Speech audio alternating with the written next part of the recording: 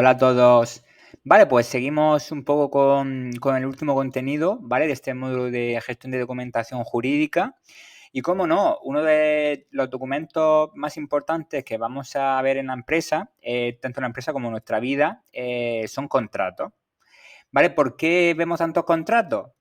A ver, los contratos son algo tan viejo como la propia humanidad, porque a medida que se han civilizado los pueblos, pues se ha motivado al intercambio. Y cuando hay un intercambio, hay un acuerdo de voluntades que al final es lo que configura el contrato.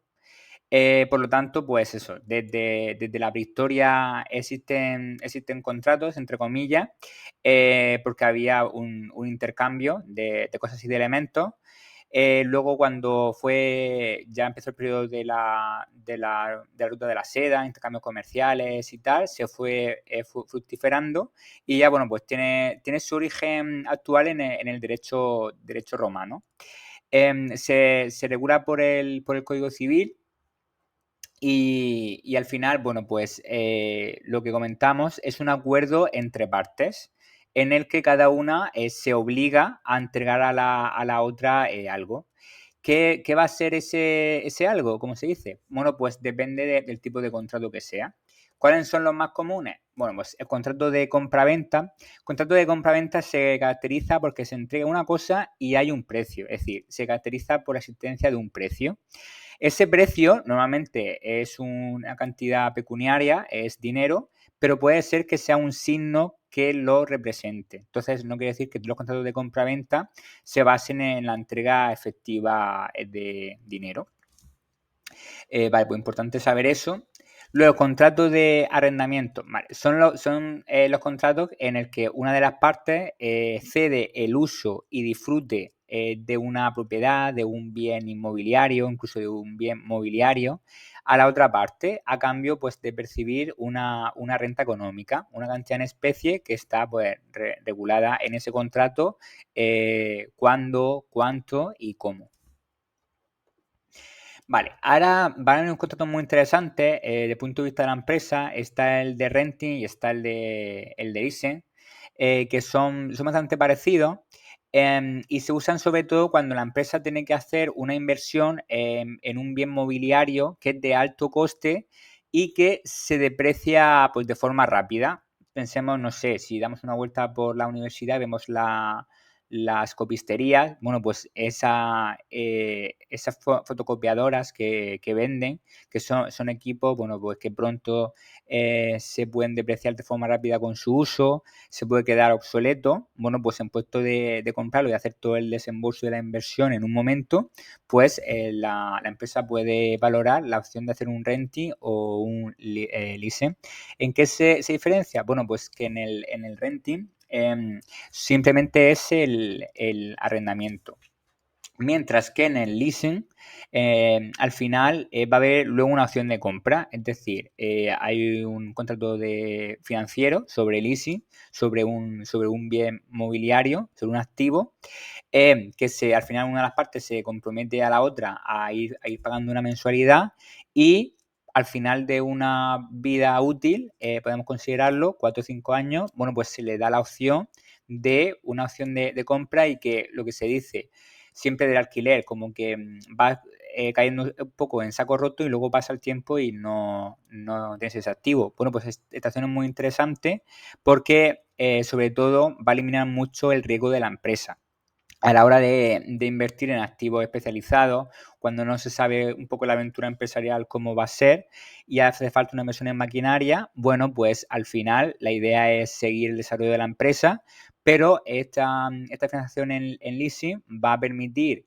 que la empresa no se endeude mucho al principio, sino que puede usar ese elemento, se va pagando mes a mes y la idea es que la empresa continúe y que, bueno, que sea un activo que se deprecie, pero que al final pueda seguir siendo aprovechable en el patrimonio de la empresa, pues cuando pasa ese periodo hay una opción de compra, se aprovecha esa inversión que se ha hecho hasta ese momento y se puede al final hacer un desembolso en la empresa. Muchas veces lo que hace la empresa para luego comprar activos es, bueno, pues establecer como un fondo reserva mensual o anual para ir aportando cantidades para luego cuando llega el momento, bueno, pues ojalá, ¿no? La empresa pues valore la importancia de continuar con ese activo y al final ejecute la opción de compra. Entonces, la diferencia en estos contratos de factoring o de leasing es que en uno, por ejemplo, en el de leasing es cuando hay una cláusula de opción de compra al final de un periodo relativo, suele ser 5 años. Vale. Otro contrato son los contratos de colaboración. Los contratos de colaboración hay una amplia gama. En la empresa suele ser, o en el mundo empresarial, suele ser fundamental el contrato, por ejemplo, de franquicia. La franquicia lo que permite es que se va a ceder un intangible y lo que se llama un know-how, un saber hacer de una sociedad a otra. Para que al final esta otra parte pueda aprovechar y pueda explotar los activos que hasta ese momento tenga esa empresa. Pues, por ejemplo, si yo quiero poner un McDonald's, no quiere decir que todos los McDonald's sean de la empresa, sino que al final, si yo quiero poner un McDonald's, bueno, pues hago una inversión. Yo puedo, pues, considerar, no sé, la inversión, la localización y al final, bueno, pues McDonald's me va a ceder todo su intangible, su marca, su know-how. Te pueden dar el manual del franquiciado, el famoso, que dice, bueno, cómo tienen que hacer los trámites. Eso al final, bueno, pues por la calle podemos ver mucho, depende de la naturaleza del negocio, pueden ser más proclives a estos contratos de franquicia o no. Sobre todo es cuando al final los procesos pueden ser estandarizados y sobre todo, nosotros que venimos de también módulos de recursos humanos, cuando al final las tareas que pueden hacer los trabajadores pueden estar bastante estandarizadas y se puede dar un servicio que sea homogéneo, ya sea aquí o en otro territorio. Por lo cual, bueno, pues es interesante el tema de franquicia, sobre todo en el lado de tener autoempleo, de tener también hacer una inversión, pero no hace falta empezar algo desde cero, sino, bueno, pues aprovechar un poco los activos que ha hecho otra persona, ver si nuestro entorno puede ser valorado y entonces pues establecer un contrato de franquicia. Hay muchas ferias de franquicia online presencial en las que se ven ideas.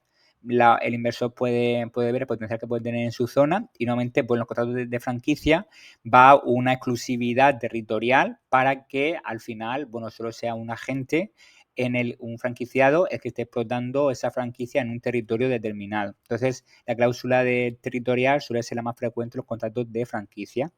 También contratos de agencia de comisión, ¿vale? Pues la fuerza de ventas. La fuerza de ventas puede ser parte interna de la empresa con un contrato laboral o con un contrato de comisión. Al final, la empresa le puede dar unos medios a estos agentes, pero los agentes, por su cuenta y riesgo, van a promover, también se llaman contratos para promover los negocios de la empresa, bueno, pues haciendo operaciones en su nombre a través de otros agentes.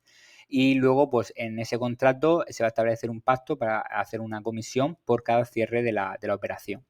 Y contratos de publicidad, etcétera. Entonces, bueno, todo lo que tenga que ver colaborar entre varias partes, que una se compromete a la otra, sobre todo a ceder un conocimiento o a ceder al final el cierre de operaciones en su nombre, pues van a ser en el mundo de la empresa los contratos de colaboración. Contratos de seguro, ¿vale? Pues el asegurador se obliga mediante el cobro de una prima en el caso de que se produzca el suceso, ¿vale? Que al final es un infortunio, en el caso de que se produzca ese infortunio, bueno, pues desembolsar una cantidad que al final lo que hace es reparar esos daños. Por ejemplo, pensamos, una cosa curiosa son los seguros de vida. Los seguros de vida, ¿vosotros creéis que al final se hace un contrato de un seguro de vida porque una vida tiene un precio? Pues no, al final se hace un seguro de vida, ¿vale? Que en el caso del contrato de seguro de vida son hasta expiran a los 70 años, porque al final se considera que si esa persona fallece, es importante proteger a las personas que tiene a su cargo y también las deudas que tiene.